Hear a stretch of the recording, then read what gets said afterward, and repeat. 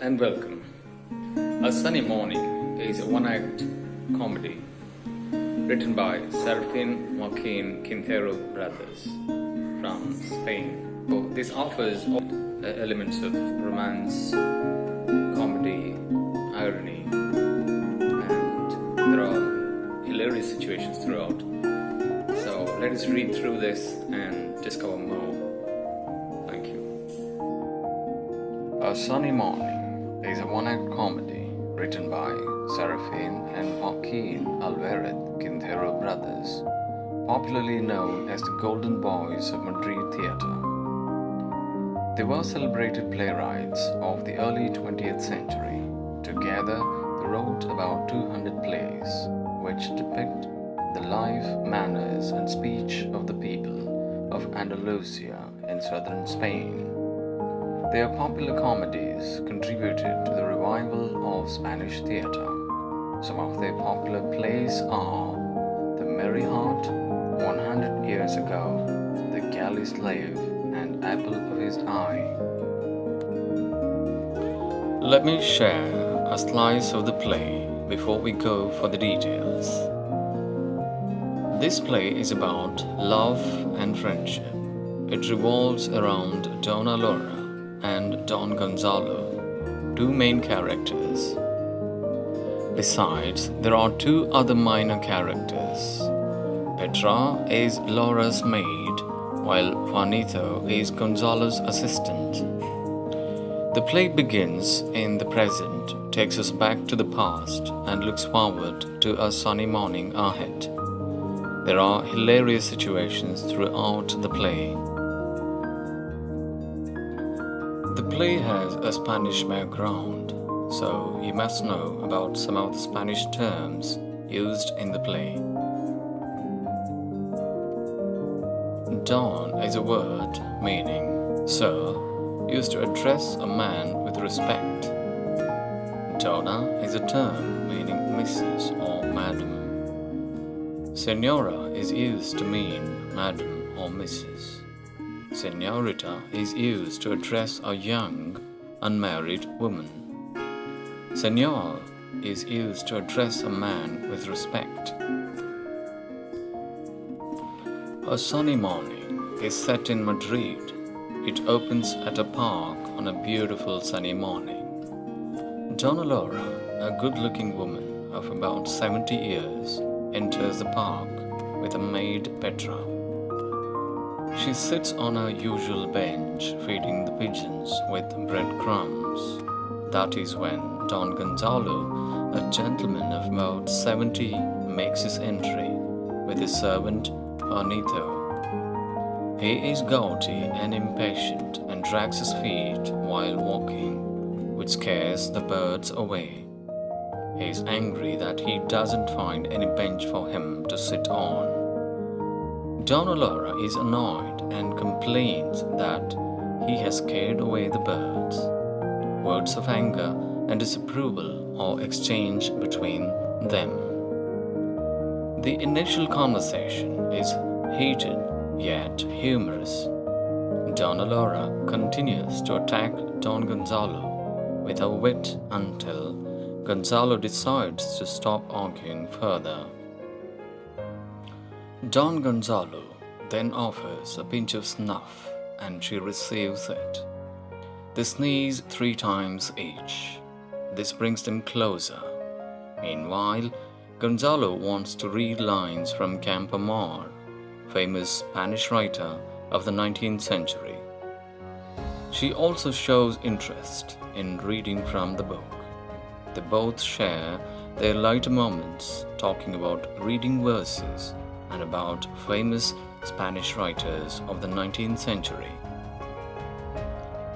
The play takes a shift at this point when Gonzalo mentions that he had met Campoamor in Valencia and that he was a native of that city. Dona Laura says that she spent several seasons at a villa called Marisela near Valencia. This indeed shocks Gonzalo, as he is reminded of the most beautiful woman who lived there. Laura Lorente. He mentions it.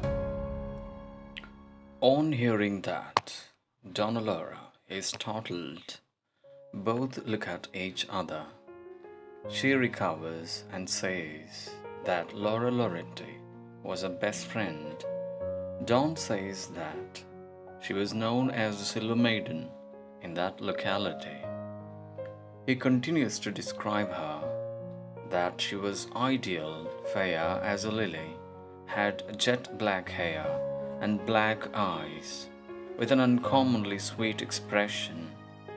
By now, Donna Laura knew that he was talking about her. Then, Laura talks about the sad love affair. From here onward, both of them continue to pretend. Gonzalo says that he knew about the gallant lover in that sad love affair. He also says that he was his cousin. They both recall the story. Accordingly, the gallant lover would pass by on a horseback every morning down the rose path under the Silver Maiden's window and toss up her balcony a bouquet of flowers, which she would catch, and later in the afternoon the gallant horseman would return by the same path and catch the bouquet of flowers she would toss him. Laura's parents wanted to get her married to a local merchant, which she did not like. One night, when the gallant lover waited under her window, the merchant appeared. Soon, a quarrel broke out, leading to a duel. The merchant was badly wounded. Gonzalo's cousin had to conceal for a few days and later fled. Then, Don Gonzalo continues his cousin's version of the story. Accordingly, the young man took refuge in Gonzalo's house. From there, he went to Seville and then to Madrid. He wrote many letters to Laura, but they were intercepted by her parents. Gonzalo, believing his love lost to him forever, joined the army, went to Africa, and there, in a trench, died, whispering the name of his beloved Laura. Donna Laura then comes up with her friend, the Silver Maiden's version. Accordingly, she waited for days, months, a year, and when there was no letter from him yet, one afternoon, at the sunset, she walked toward the beach.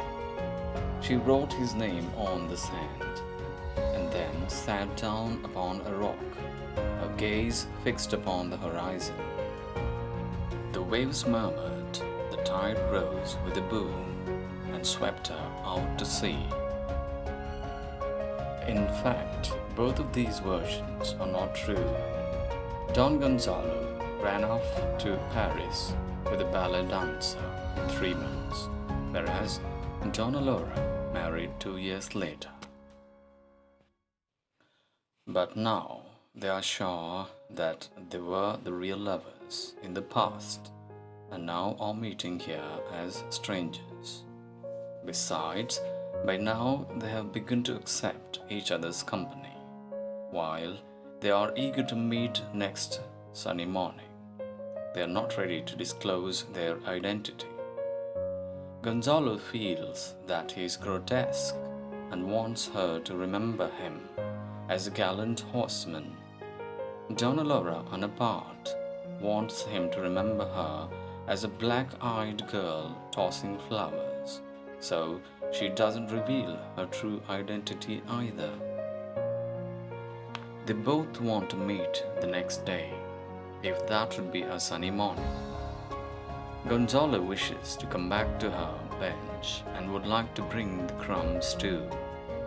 As they depart, Laura turns her head and surprises Don Gonzalo, while he picks up the flowers she had dropped.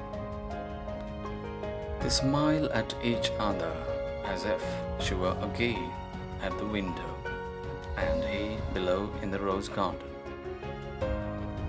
To conclude, The play is filled with wit, irony, and humor. The finest example is when Laura asks Gonzalo if he brushes his shoes with a handkerchief. It is ironic that Gonzalo, after a short tiff with her, had to come back to the same bench. Laura's wit in her words is obvious when she reacts to his comment that he would go to his estate with his gun and dog and that he would kill only time. There are many such instances in the play. The theme of love and friendship, through present and past time frames, holds the audience tight in its narration. A Sunny Morning is thus an engaging romantic comedy. Hope you've understood well. Till next time, take care.